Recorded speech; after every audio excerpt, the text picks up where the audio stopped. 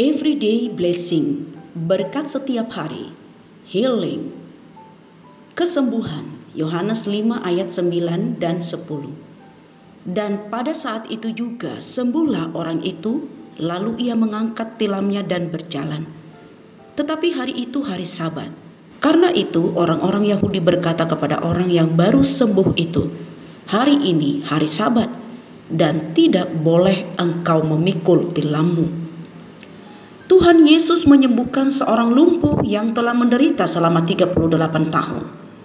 Keajaiban ini seharusnya membangkitkan pujian dan rasa syukur. Namun, yang terjadi justru sebaliknya.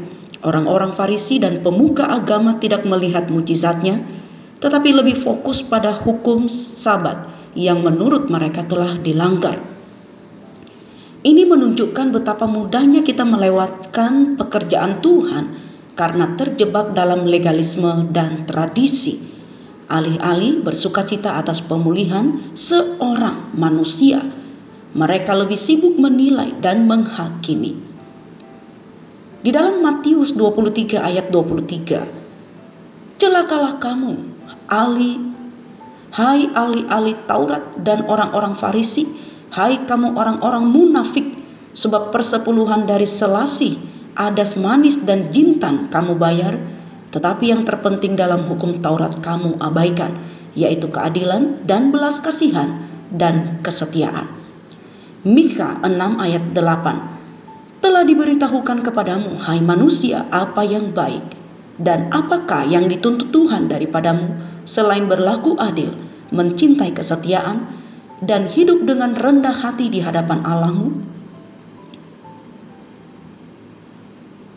Ada suatu kisah tentang seorang anak kecil yang tersesat di tengah keramaian dan akhirnya ditemukan oleh petugas keamanan. Sang ibu bukannya bersyukur anaknya kembali, malah marah karena bajunya menjadi kotor. Seperti itulah sikap orang Farisi, lebih memperhatikan aturan daripada anugerah Allah.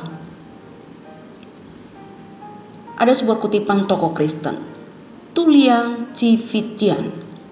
Legalisme mengatakan Tuhan akan mengasihi kita jika kita berubah. Injil mengatakan Tuhan akan mengubah kita karena Dia mengasihi kita. Max Lucado, ketika kasih karunia masuk, rasa bersalah keluar. Tuhan Yesus tidak hanya menyembuhkan tubuh orang lumpuh itu, tetapi juga menantang tatanan keagamaan yang dingin dan keras.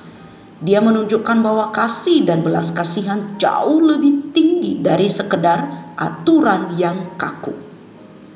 Jangan sampai kita menjadi seorang Farisi, melihat kesalahan di tengah keajaiban. Misi, bukalah hati untuk melihat pekerjaan Allah dalam hidup orang lain, walau kadang datang dengan cara yang tidak kita harapkan. Kita berdoa. Ya Bapa, ajar kami untuk tidak menjadi buta terhadap karya-Mu karena kekakuan hati kami. Kami seringkali lebih sibuk menghakimi daripada bersyukur. Tolong kami untuk memiliki hati yang penuh belas kasihan, seperti hati-Mu.